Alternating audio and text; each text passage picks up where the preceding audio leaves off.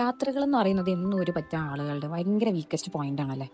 എല്ലാവരും തന്നെ യാത്രകൾ ഇഷ്ടപ്പെടുന്നുണ്ട്. ചിലവർ സൈറ്റ് സീയിങ് ആയിരിക്കും, ചിലവർ ആ ജേർണി ആയിരിക്കും ഇഷ്ടപ്പെടുന്നത്, ചിലവർ ആ എത്തിപ്പെടുന്ന ഡെസ്റ്റിനേഷൻ ആയിരിക്കും കൂടുതൽ ഇഷ്ടപ്പെടുന്നത്. എന്നെ സംബന്ധിച്ചിടത്തോളം യാത്രകൾ ചെയ്യാൻ അവസരങ്ങൾ ലഭിച്ചത് ഒരു കാലഘട്ടത്തിന് ശേഷമാണ്. എനിക്ക് ഉറപ്പുണ്ട് ഏകദേശം ഈ ഒരു അവസ്ഥ തന്നെയായിരിക്കും എല്ലാവർക്കും ഉണ്ടാവുക. നമ്മളൊരു പെർട്ടിക്കുലർ ഏജ് ഗ്രൂപ്പിന് ശേഷമായിരിക്കും നമുക്ക് പേരൻസിൽ നിന്നും ഫാമിലിയിൽ നിന്നും നമുക്ക് ട്രാവൽ ചെയ്യാനൊരു ഫ്രീഡം കിട്ടുന്നത്. അങ്ങനെ കഷ്ടപ്പെട്ട് ഉണ്ടാക്കിയെടുത്ത ഒരു ഇൻഡിപെൻഡൻസ് ആയതുകൊണ്ട് തന്നെ ഓരോ സ്ഥലവും ട്രാവൽ ചെയ്യുമ്പം എവിടെയൊക്കെ കാണണം, എന്തൊക്കെ കാണണം, അതിൻ്റെ എന്തൊക്കെ സവിശേഷതകളൊക്കെയാണെന്ന് ഏകദേശം കുറച്ച് നോക്കി പഠിച്ചു പോകുന്ന ഒരു ക്യാരക്ടറാണ് എൻ്റെ. ആഫ്റ്റർ ഓൾ ഞാൻ പഠിച്ച എൻ്റെ സ്കൂൾ കാലഘട്ടങ്ങളിലെ ടെക്സ്റ്റ് ബുക്കിലെല്ലാം വിവരിച്ചിരിക്കുന്ന എൻ്റെ സ്ഥലങ്ങളും ആളുകളും ആ ഒരു കൾച്ചേഴ്സൊക്കെ എന്നെ വളരെ രീതിയിൽ ഇൻഫ്ലുവൻസ് ചെയ്തിട്ടുണ്ട് കേട്ടോ. അങ്ങനെ വളരെയധികം കൗതുകം തോന്നിയ ഒരു ഗ്രാമത്തിലാണ് കേട്ടോ ഞാൻ ലാസ്റ്റ് ചെന്ന് നിന്നത്. അപ്പോൾ അതിൻ്റെ വിശേഷങ്ങളാണ് ഞാൻ നിങ്ങളോട് ഷെയർ ചെയ്യാൻ പോകുന്നത്. Welcome to my day 2 of Pondicherry vlog. ഒരു മനുഷ്യരാശിയുടെ തന്നെ അൾട്ടിമേറ്റ് ഗോൾ എന്ന് പറഞ്ഞ പീസ് അല്ലെ, സമാധാനത്തോടുകൂടി ജീവിക്കുക എന്നുള്ളതാണ്. അപ്പോൾ ഭൂമിയിൽ തന്നെ ഒരു സ്വർഗം പോലത്തെ ഒരു സ്ഥലം ഉണ്ടാക്കി അവിടെ ജാതി മത വിവേച ഭേദമന്യേ അവരവർക്ക് ഇഷ്ടമുള്ള തൊഴിലിൽ ഏർപ്പെട്ട് അവരവർക്ക് ഇഷ്ടമുള്ള ആളുകളുടെ കൂടെ ഇഷ്ടമുള്ള രീതിയിൽ ജീവിക്കാൻ പറ്റുന്ന ഒരു സ്ഥലത്തിനെ കുറിച്ച് നമുക്ക് ചിന്തിക്കാൻ പറ്റുന്നുണ്ടോ?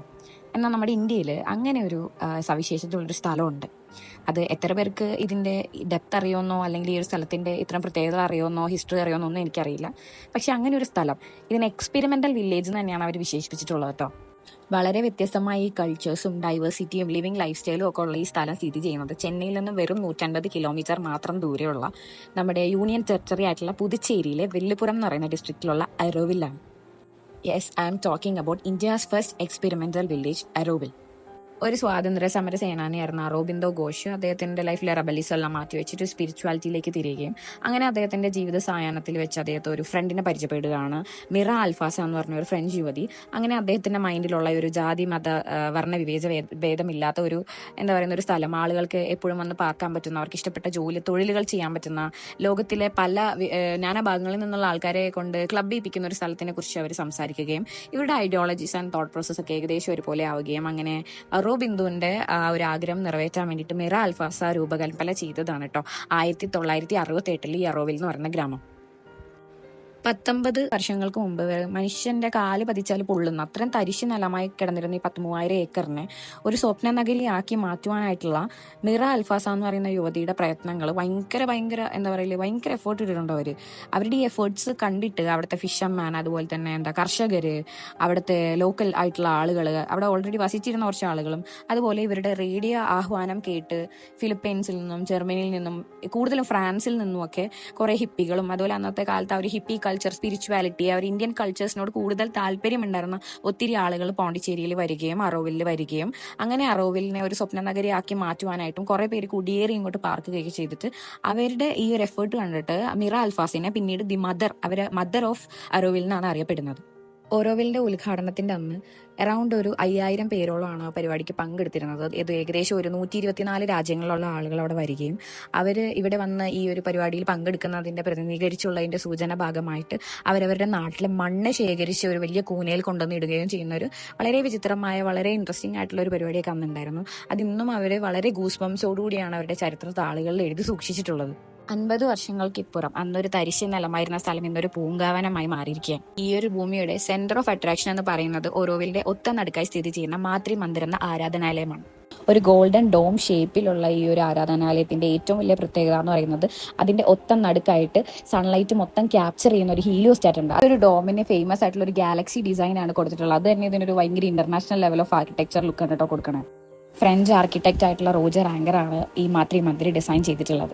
ഈ സ്ഥലത്തിന്റെ സവിശേഷതകളെ കുറിച്ച് പറയാനാണെങ്കിൽ ഇനി ഒത്തിരി ഉണ്ട്. അപ്പൊ എന്തായാലും നമുക്ക് ഈ ജാതിയും മതവും കോടതിയും അമ്പലവും പള്ളിയും ഒന്നും ഇല്ലാത്ത ഇന്ത്യയിലെ തന്നെ ഏക സ്ഥലമായിട്ടുള്ള ഓരോവിലെ വിശേഷങ്ങളാണ്. തലേദിവസം കിടക്കുമ്പോൾ തന്നെ തീരുമാനിച്ചിട്ടുണ്ടായിരുന്നു പിറ്റേന്ന് രാവിലെ തന്നെ എണീറ്റ് വണ്ടി നോക്കാൻ പോകണമെന്നുള്ളത്. അങ്ങനെ ഞങ്ങൾ രാവിലെ തന്നെ 2 വീലർ റെന്റലിനാണ് കേട്ടോ ചെല്ലുന്നത്.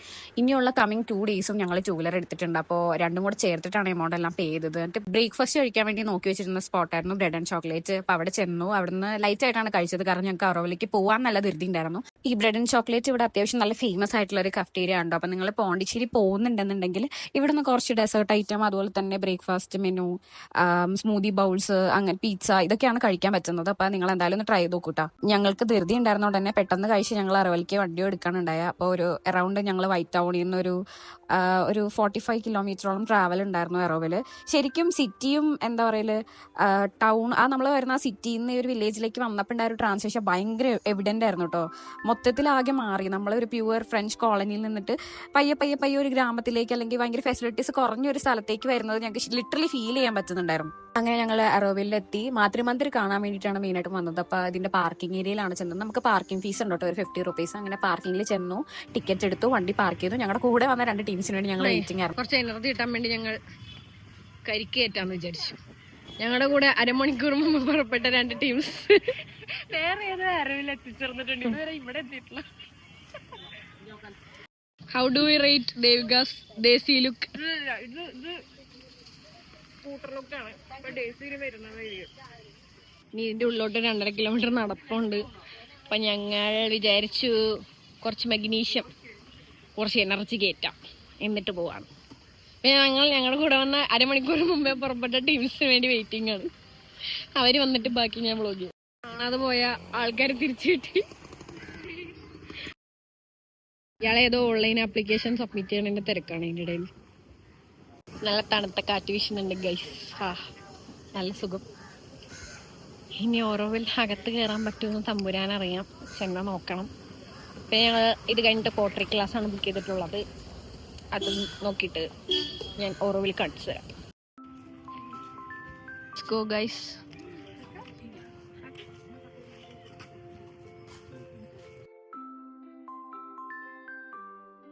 ഞാൻ ഇൻട്രോയിൽ പറഞ്ഞ പോലെ വളരെ വ്യത്യസ്തമായിട്ടുള്ള ഭയങ്കര എക്സ്പെരിമെന്റ് ആയിട്ടുള്ള ഒരു വില്ലേജ് ആണ് കേട്ടോ ഇത്. നമുക്ക് വരുന്ന വഴിയൊക്കെ കാണാൻ പറ്റും. പിന്നെ ഇതിന്റെ ഹിസ്റ്ററി എല്ലാം രേഖപ്പെടുത്തിയിട്ട് ചെറിയൊരു മ്യൂസിയം പോലെ അതിൻ്റെ ഉള്ളിലുണ്ട്. അപ്പോൾ ഓൾമോസ്റ്റ് നിങ്ങൾ അറോവിൽ വരുവാണെങ്കിൽ ഒരു ഫുൾ ഡേ തന്നെ പ്ലാൻ ചെയ്യണം. കാരണം ഇതെല്ലാം കണ്ട് പയ്യെ എല്ലാം കണ്ട് വായിച്ച് ഇത് ഹിസ്റ്ററിയൊക്കെ മനസ്സിലാക്കി ഇതിൻ്റെ ഉള്ളിലേക്ക് കയറുന്നതാണ് ഏറ്റവും ഉചിതം. നമ്മളിങ്ങനെ വെറുതെ ഓടിച്ചിട്ട് വെറുതെ റാപ്പ് ചെയ്യാൻ പറ്റുന്ന ഒരു സ്ഥലമല്ല കേട്ടോ.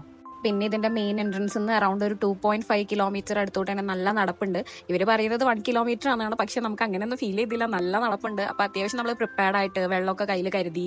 പിന്നെ ഇവിടെ പ്ലാസ്റ്റിക് വേസ്റ്റും കാര്യങ്ങളൊന്നും ഇടരുത്. അപ്പോൾ അതെല്ലാം കറക്റ്റായിട്ട് ഇവർ മാനേജ് ചെയ്യാൻ വേണ്ടി ഓരോന്ന് വെച്ചിട്ടുണ്ട്. അതെല്ലാം നോക്കി കണ്ട് പയ്യെ സമാധാനമായിട്ട് ആസ്വദിച്ച് കാണാൻ പറ്റുന്ന ഒരു സ്ഥലമാണ് അറോവിൽ. അപ്പോൾ ഭയങ്കര റഷ് ചെയ്യരുത്. ഭയങ്കര സമയം എടുത്ത് ഒരു ഫുൾ ഡേ അറോവിലിന് വേണ്ടി തന്നെ സ്പെൻഡ് ചെയ്യണം. അങ്ങനെ ഞങ്ങൾ കാട്ടിനുള്ളിൽ കൂടി അതിഗംഭീരമായ നടപ്പുണ്ട് ഗൈസ്. അല്ലേ Gayathri? How do you feel now? എത്ര പെട്ടെന്ന് റൂമിൽ പോയി കിടന്നാൽ മതി. 1.5 കിലോമീറ്റർ ഇത്രത്തോളം ഉണ്ടെന്ന്, ഇത്രത്തോളം ഉണ്ടെന്ന് ഞങ്ങൾ ഇപ്പോഴാണ് റിയലൈസ് ചെയ്യുന്നത്. നമ്മുടെ നാട്ടിൽ 1.5 കിലോമീറ്റർ ഇത്ര ഇല്ല. നല്ല നടപ്പുണ്ട്. അപ്പം ഞങ്ങൾ കരിക്കൊക്കെ കുടിച്ച് വന്നതുകൊണ്ട് നടപ്പണമെന്നറിയാം. പക്ഷെ എന്നാലും നല്ല എക്സോസ്റ്റഡ്. പിന്നെ ഇത്തിരി വെയിൽ താണുണ്ട്. പകലൊക്കെ വന്നെങ്കിൽ ഒന്നും കൂടെ കരിഞ്ഞു പോയാൽ. നിങ്ങൾ അറോവില് പ്ലാൻ ചെയ്യണമെങ്കിൽ നേരത്തെ കാലത്തേക്ക് പോരി ഗൈസ്. ഞങ്ങൾ മാതൃമന്ദിർ എത്തിയിരിക്കുന്നു. ഈ കാണുന്നതാണ്. എന്താണ് ഗായത്രി പറയൂ? ബനിയൻ ട്രീ എന്താണ്? ഇത് നമ്മുടെ ഇന്ത്യയുടെ ദേശീയ വൃക്ഷമാണ്. അതാണ് ഇവിടെ പറയേണ്ടത് അല്ലെ?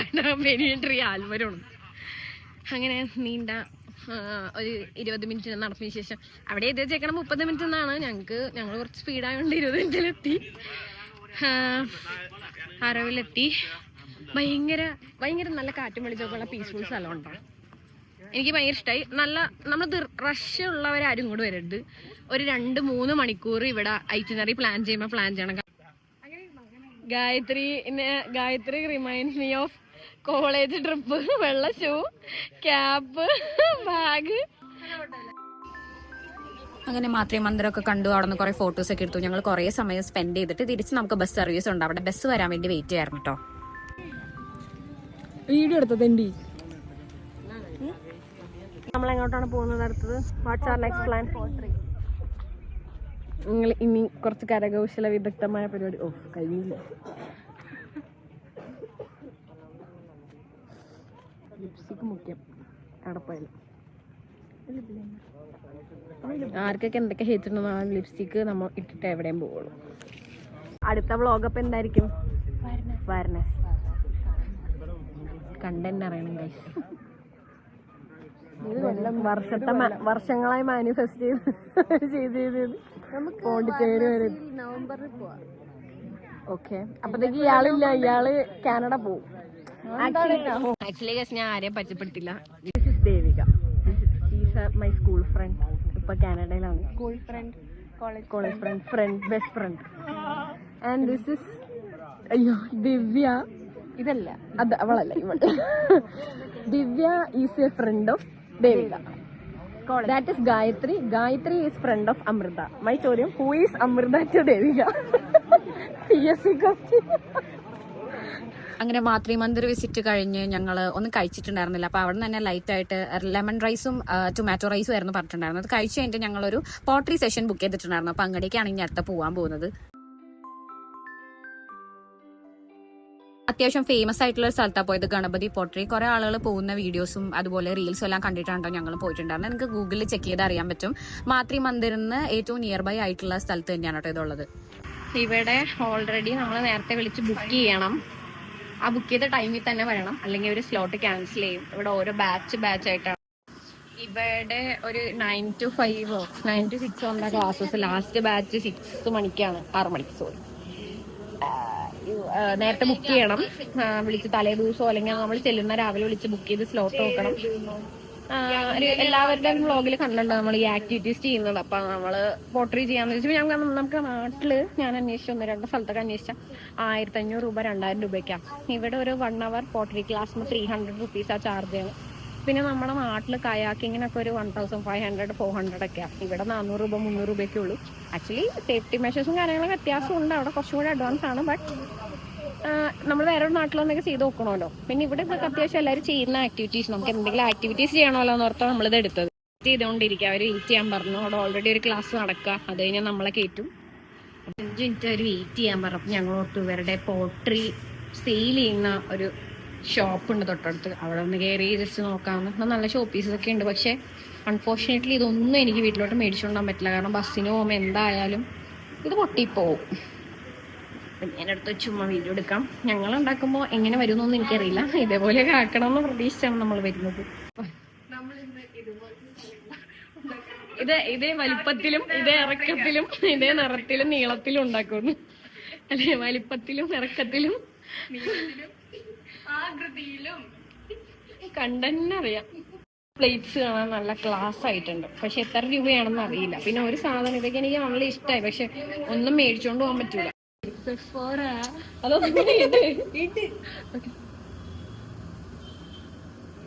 Actually this is liquid gold from Sephora. അതെ, ഇവിടത്തെ സെഫോറ അല്ല, സെഫോറ ഫ്രം കാനഡ. ഗോൾഡ് ആണ്, ഗോൾഡ്, ലിക്വിഡ് ഗോൾഡ്. വാരി പൂശി പോട്രി കുഴക്കാൻ പോണേനാണ്. Canadian peoples please note. ഇല്ല, 50 എന്ന് പറഞ്ഞാൽ $1 30 രൂപ. ഇത് ഭയങ്കര ഡിസ്കൗണ്ട് ആണ് പറഞ്ഞത്. കനേഡിയൻ ആണെങ്കിലും 90 rupees. സെഫോർ ആണെങ്കിലും വില പറഞ്ഞാലും ഞാൻ പിടിക്കുന്നത്. ഗൈസ്, പാത്രം കഴുകാൻ ഏപ്രിൽ വന്നു. ദിവ്യാന്റെ ഡ്രസ്സിന്റെ കൈ ഒതുക്കേണ്ടി വരും. കുട്ടികൾ കോസ്റ്റ്യൂംസ് ഇട്ട് റെഡിയാവുന്നു. ഗായത്രി മറ്റേ കുഞ്ഞിപ്പിള്ളി ഫുഡൊക്കെ കഴിക്കാൻ ക്യൂട്ടായിട്ടുണ്ട്. ഏത് കാർട്ടൂണാ?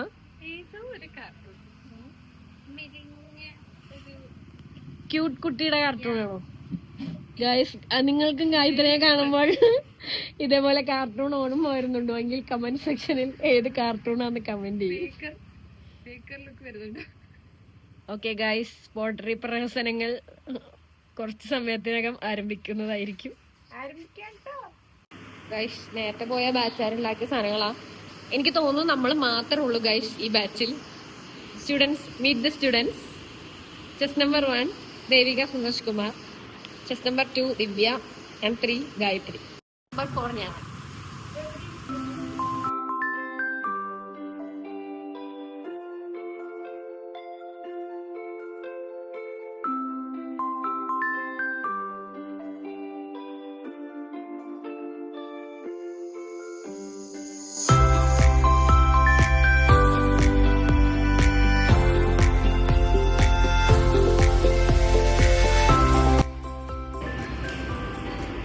Order please. ഉണ്ടാക്കിയ സാധനങ്ങളൊക്കെ തുടക്കത്തിലൊരു വീഡിയോ ഉണ്ട്. ഇത് ഇതെന്ത് സാധനം? എന്നാത്ത സാധനോ? ഇത് ഫൗണ്ടൻ പോലെയില്ലേ? ഫൗണ്ടൻ ആക്ച്വലി കുത്തുവിളക്ക്, അമ്പലത്തിലിടുന്ന തൂക്കുവിളക്ക്. പിന്നെ ഇതെന്തോ പറ്റിപ്പോയി. ഇതിന്റെ മേൽഭാഗം ഒടിഞ്ഞു പോയതാണ്. പക്ഷെ ഞാനത് പിന്നെ ഇത് ചക്കരച്ചട്ടി, അതിന്റെ കഞ്ഞിപ്പറമ്പിന്റെ അടി നോക്കൂ ഗൈസ്. പിന്നെ ഫ്ലവർ വേസ്. ഇത് ഫ്ലവർ വേസ് ആണ്. അയ്യോ അപ്പൊ എന്റെ ഇതാട്ടോ. സോറി ഇല്ല, തല പോയെന്നാണ്. തല പോയ. പക്ഷെ ഫ്ലവേഴ്സിനെ ചരിഞ്ഞിരിക്കാൻ പറ്റുന്ന ഭയങ്കര ക്രിയേറ്റീവ് ആയിട്ടുള്ള പർപ്പസ്ഫുൾ ആയിട്ടുള്ള സാധനമാണ് ഞാൻ ഉണ്ടാക്കിയത്. ആക്ച്വലി തുടങ്ങണതിന് മുമ്പ് ഒരു വീഡിയോ പറഞ്ഞിട്ടുണ്ടായി എന്തൊക്കെയോ പോലെ ഉണ്ടാക്കും.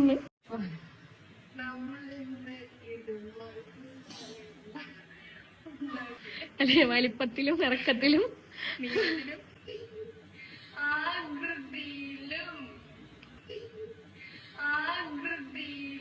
ഇത്രേ സ്പെഷ്യലിസ്റ്റ് മതി. ഈ കാണുന്ന പൂപത്രം ഞാൻ ഉണ്ടാക്കിയിട്ടുണ്ട്. പിന്നെ ഈ കാണുന്ന കലം, കഞ്ഞിങ്ങനെ വെക്കണ കലം, പിന്നെ ഈ കാണുന്ന പാത്രം, പിന്നെ ഈ പാത്രം ഞാൻ ഉണ്ടാക്കിയതാണ്. അങ്ങനെ സംഭവബഹുലമായ പോട്ടറി ക്ലാസ്സിന് ശേഷം ഞങ്ങൾ നേരെ വൈറ്റ് ടൗണിക്ക് വണ്ടി പിടിച്ചു. അവിടെ നിന്ന് നേരെ കാമാച്ചിയിലേക്കാണ് കേട്ടോ പോയത്. കാമാച്ചി ഞങ്ങൾ ബക്കറ്റ് ലിസ്റ്റിൽ ഇട്ട് വെച്ചിരുന്ന സ്ഥലമായിരുന്നു. കാരണം പോണ്ടിച്ചേരിയിലെ one of the best place to eat biryani എന്ന് നമ്മളോട് ഒത്തിരി പേര് പറഞ്ഞിട്ടുണ്ടായിരുന്നു. അപ്പോൾ അങ്ങനെയാണ് ഞങ്ങൾ കാമാച്ചി ട്രൈ ചെയ്യാൻ വേണ്ടി പോയിട്ടുണ്ടായിരുന്നത്. അവരുടെ മെനുവിൽ ഏറ്റവും കൂടുതൽ ഉണ്ടാകുന്ന നോൺ വെജ് ഐറ്റംസ് തന്നെയായിരുന്നു. അതിൽ തന്നെ ചിക്കനിലും മട്ടനിലും ആണ് വേരിയൻസ് ഉണ്ടായിരുന്നത്. അത് ബീഫ് ഞങ്ങൾ ട്രൈ ചെയ്തിട്ടുണ്ടായിരുന്നില്ല.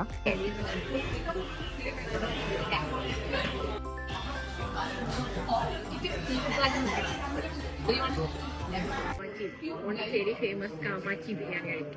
എന്റെ ബിരിയാണി എവിടെ വരുമോ? കുറച്ച് സാലഡും തൈര് മോര് എന്ത് സാധനം, സാമ്പാർ, കുളമ്പിന്റെ ഗ്രേവി. കല്യാണ വീട്ടിലൊക്കെ പോയിരിക്കുന്ന ഫീൽ ചെയ്യാൻ പറ്റും. This is mutton biryani.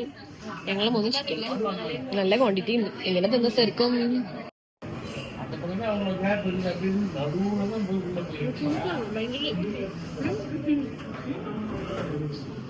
അങ്ങനെ ബിരിയാണി എല്ലാം കഴിഞ്ഞ് നേരെ വൈറ്റ് ടൗണിൽ ഒരു ചായക്കടയിലേക്കാട്ടോ പോയി. ഞങ്ങൾ ഓൾറെഡി നോക്കി വെച്ചിട്ടുണ്ടായിരുന്നു. അത്യാവശ്യം എല്ലാവരും കയറുന്നുണ്ടായിരുന്നു ഈ ഒരു ചെറിയൊരു കോഫി സ്പേസിൽ. അപ്പോൾ അവിടെ നിന്ന് കോഫിയാണ് കുടിച്ചത്. ആദ്യമായിട്ട് പോണ്ടിച്ചേരി വന്നിട്ട് 15 രൂപ 20 രൂപയുടെ മെനു ഞങ്ങൾ കാണുവാണ്.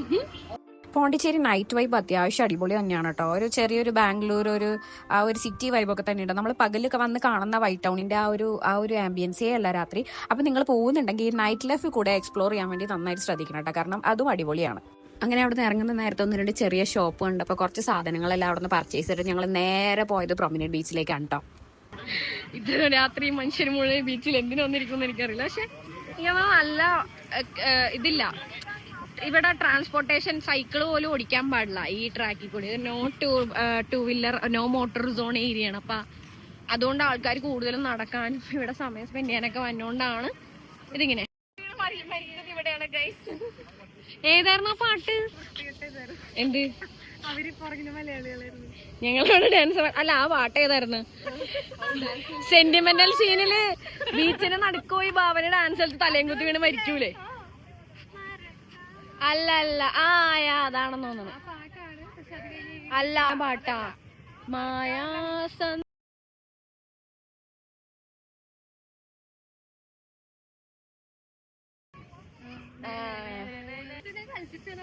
അവള് കളിച്ച് പാറയുടെ മുകളിൽ കിടന്ന ഡാൻസ്, അതല്ല സെന്റിമെന്റൽ സീനിൽ പാറയുടെ മുകളിൽ കിടന്ന ഡാൻസ് കളിച്ച് ഭാവന വെള്ളത്തിൽ വീണ് മരിക്കാണ് ഗൈസ്. അപ്പൊ നമ്മൾ പറഞ്ഞതൊന്നുമല്ല, ഇത് ആ സ്ഥലമാണ്.